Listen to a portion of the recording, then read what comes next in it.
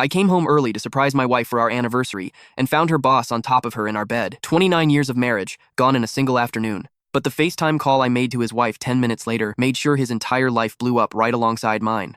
I'm 51, I own a landscaping company, and I thought Ashley and I had the perfect life. 2 grown kids, successful careers, 0 red flags, no guarded phones. She was always home early. When I pulled into our driveway with packed bags for a surprise getaway and saw a strange car, my gut dropped.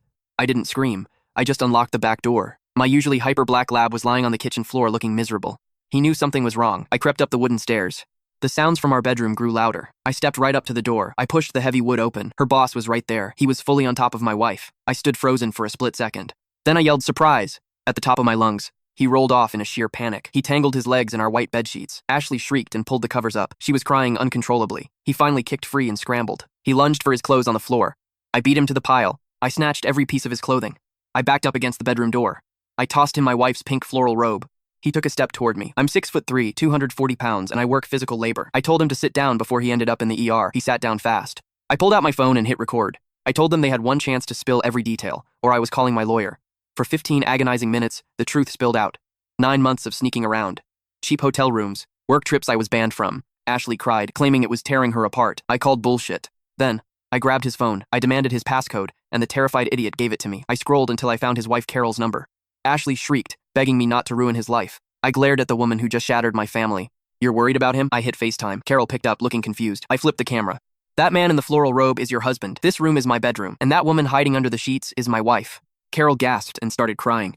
Her husband tried the classic, it was just one-time lie. I cut him off. I told Carol I had a 15-minute confession video. I promised to email it right that second. Before she hung up, she told him his bags would be out on the lawn and the cops would be waiting if he tried to step inside. I threw him his pants and watched him run out the door. I ordered Ashley to pack her bags and get the hell out. She spent the next few weeks bouncing between our horrified kids' houses, but I wasn't done. I ordered a brand new bed. When the delivery guys arrived, I handed them extra cash to do me a massive favor. I told them to drag the old mattress out and lean it against a tree by the street. Then, I grabbed a can of neon orange landscaping paint.